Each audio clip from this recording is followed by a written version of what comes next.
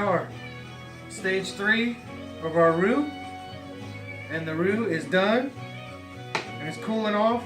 And I want you to remember that when you're done with your roux, make sure you keep stirring it until the pan cools down or it will burn.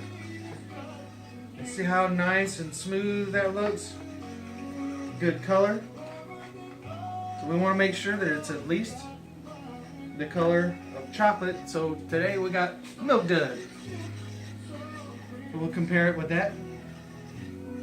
So, can we see that? Oh yeah. All right, that's pretty honest right there. So that is cooling down like we want. So we're gonna go to where we're gonna start putting everything together. Now over here, what I've got is a couple tablespoons of olive oil. Maybe I should move that to the other burner where there's more light. No, that's fine.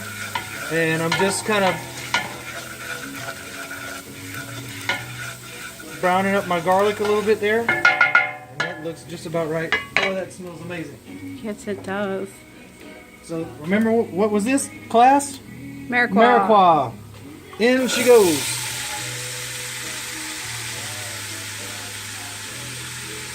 The Holy Trinity. It's not in everything Cajun, but it's in almost everything Cajun. You need to switch angles? Mm-hmm. Thank you.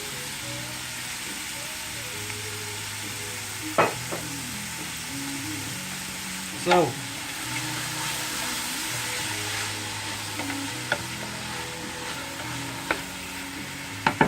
let's try that other burner.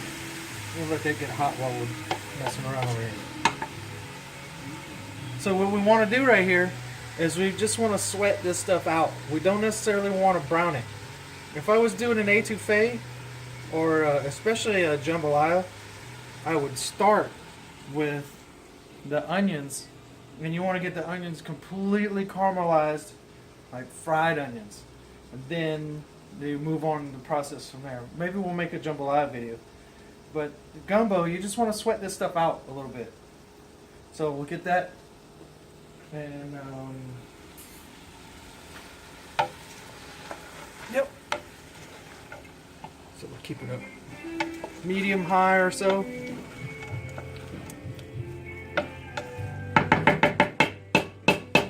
It smells so good. That is good stuff right there. All right, let's move over to this burner.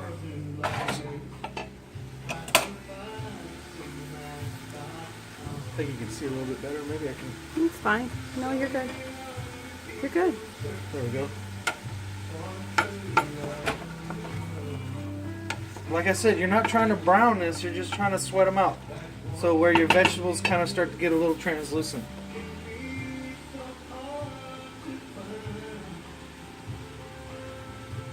And there's nothing wrong with coming over here. That is the Creole dust. Smells good. So we'll get a good fat pinch. And if you've, I learned some of this stuff, Paul Prudhomme.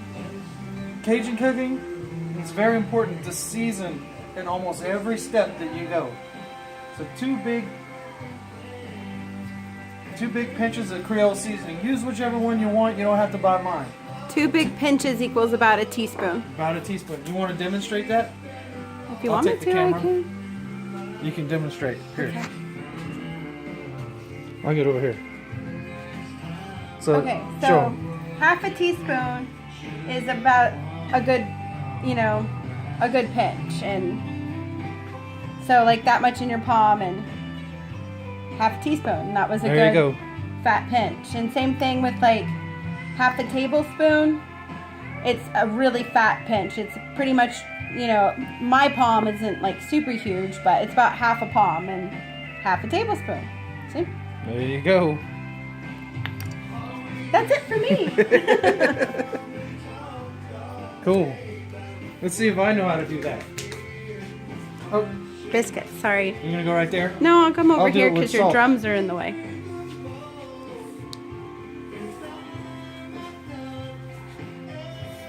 So about a half a tablespoon. And we'll come over here and make sure. You mean teaspoon? Or teaspoon. Make sure that I'm getting it right. That's pretty doggone close. It's close enough for the girls I date. Which is no one. Which is no one, because I'm married. So, switch places here. Ah, it's starting to smell like home. Okay, so for a little closer look at the camera, see what we're getting there? See how the onions are starting to come clear? We're almost there.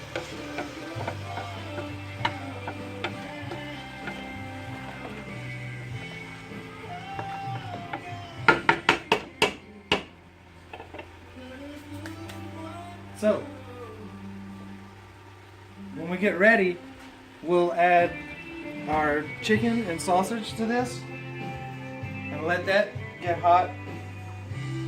And you don't add your roux until you get all of your ingredients basically in there. Your dry ingredients, your vegetables, and your meat.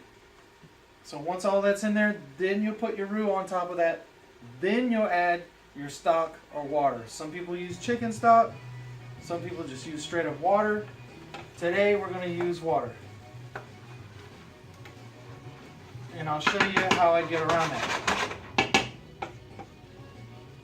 So let's see what we're looking at right now. Yummo. Almost. I think Yummo's a Rachel Ray thing. I don't think I can say that without saying her name. Oh, what was I going to say?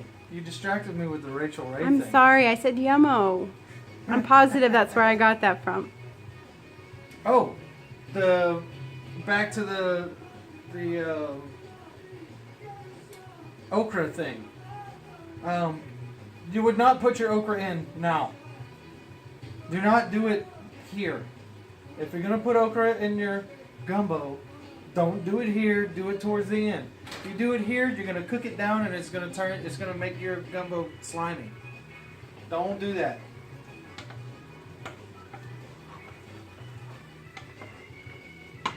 So while we're waiting on this to cook, this is a good time to bring up this. Where's my wine? That's not fair. I've been behind the Your wine's over there. camera. You can go Oh, on. You no, can it's grab your fine. wine. I'll stay the camera wench. So let's talk about what's not in gumbo. Because I've heard a lot of people say, you know, there's the joke of, you know, yeah, gumbo, what does that mean? It's Cajun for it's in there. And sort of, when they say that, they mean there could be any kind of protein in your gumbo. They could be chicken, sausage, Crab shrimp. crab, shrimp.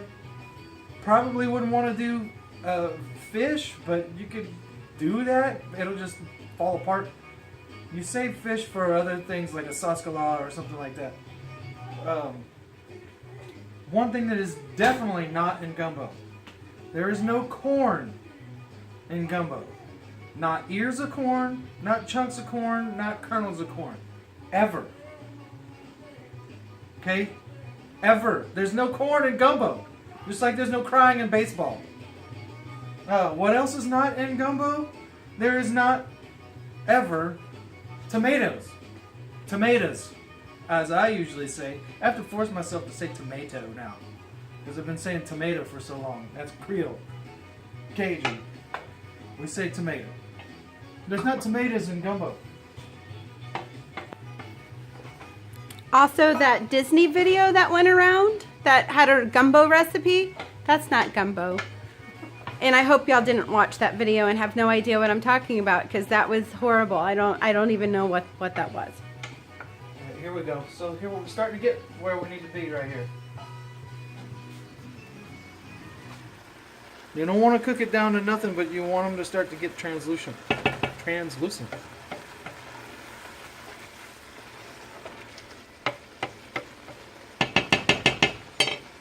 And a lot of, this is the argument that I have with people all the time that don't really understand the difference between Cajun food and Creole food. A Creole gumbo would be like a seafood thing, and that would have tomatoes in it because Creole has more of a Spanish influence in it. This is Cajun style, South Louisiana, which is predominantly French. Okay, and Cajun culture is basically French and Spanish with some other things sprinkled in. But the Spanish and the French, that's why you have Romeros and Ramirez's that are Cajun, along with Boudreaux's and Fontenot's.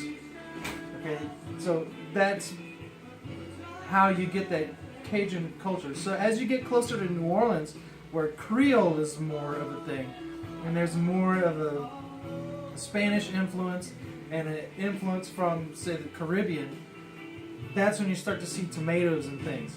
That's when you start to see red sauces. Most Cajun stuff is brown. That's just a general rule of thumb.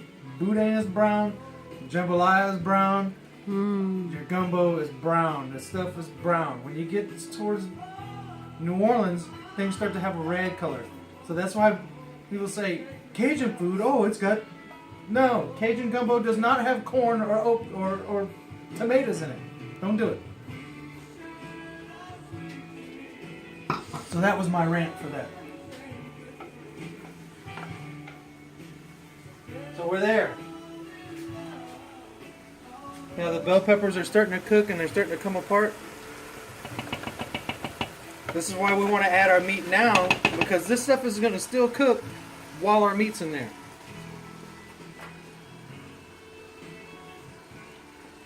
Get a camera shot of miniature Drew Baby Breeze. Baby Breeze. No, he runs off all the time. Cash is camera shy. So, in we go. See this size of sausage that I got in there? It's because when you spoon this stuff up, we want a piece of meat. Yes, please. No comment.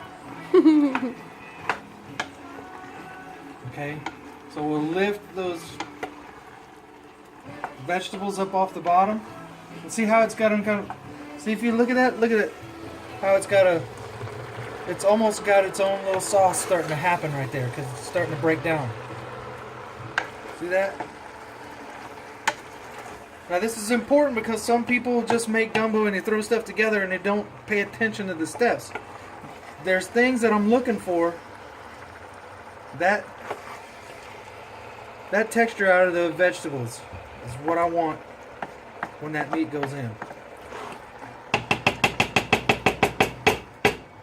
And so what's another important thing? Like Chef Prudhomme says, season everything. So we're going to come back. That's Creole dust. Let me get a shot of the Creole dust. Because it's so pretty. And it smells amazing. Oh, it's great. It's like heaven. And I'm not just saying that because he makes it.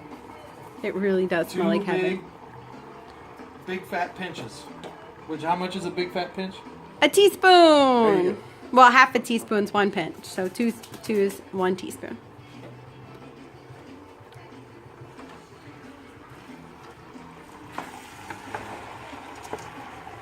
Oh yeah, babe. Baby Breeze.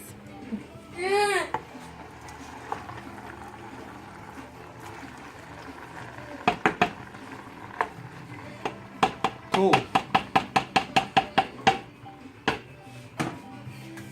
Call me. I got 214 number. I don't know.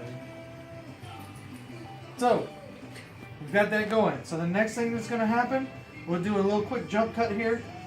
Once that starts to brown up a little bit and it breaks down even more, we're going to deglaze, which is something that traditional gumbo makers don't do, but it's something that I do, and I'm going to give you a secret that's going to blow the doors off of anybody else that has made gumbo for you.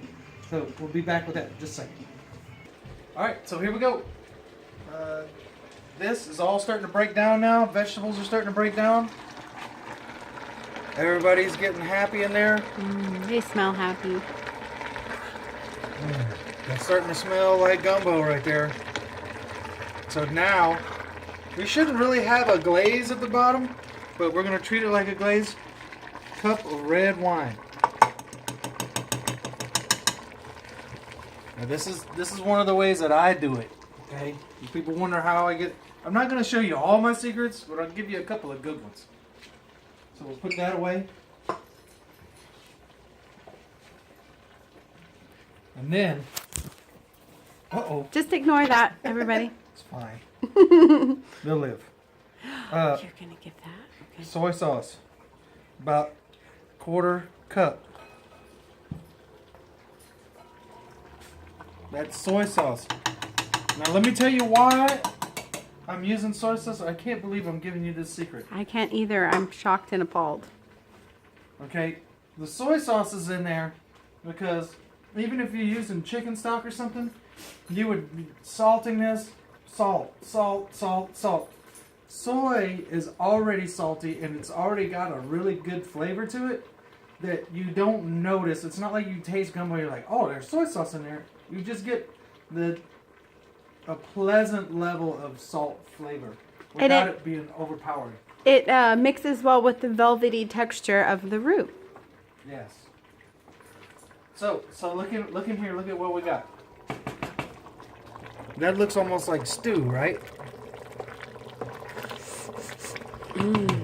Smells amazing. Now we're ready for the roux. Which, again, if this wasn't videotaped, the roux would already be there. The roux would already be there. Because those veggies would have been getting happy in the roux before adding the chicken and the sausage. Yes. Look at the color on that roux. Mm-hmm. Perfect.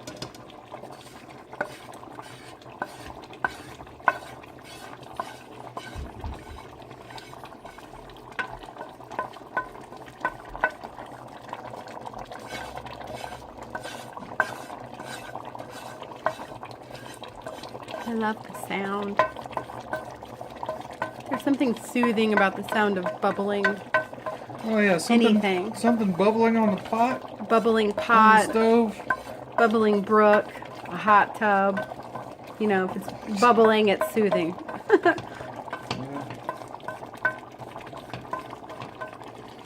I was gonna say a bong, but I guess we'll keep it. I thought we were keeping it PG, dude.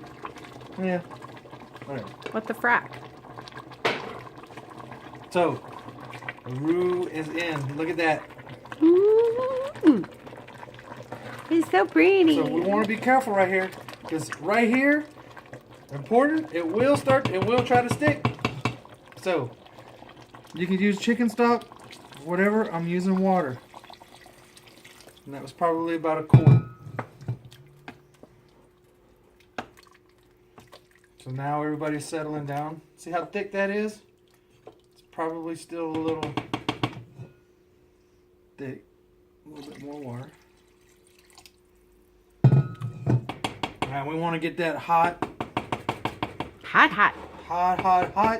I can't do it like you can. I'm not from Louisiana. I'm a Texas girl. That's twice the hot right there. I got a lid around here somewhere. Doesn't matter. It'll boil fine. So, once again, important. We just added a huge amount of ingredients. We got the roux in there and the water. Is water seasoned? No, it's not. So we'll come back over here. Again, big fat pinch. Maybe two. There we go. A big fat one and a little one.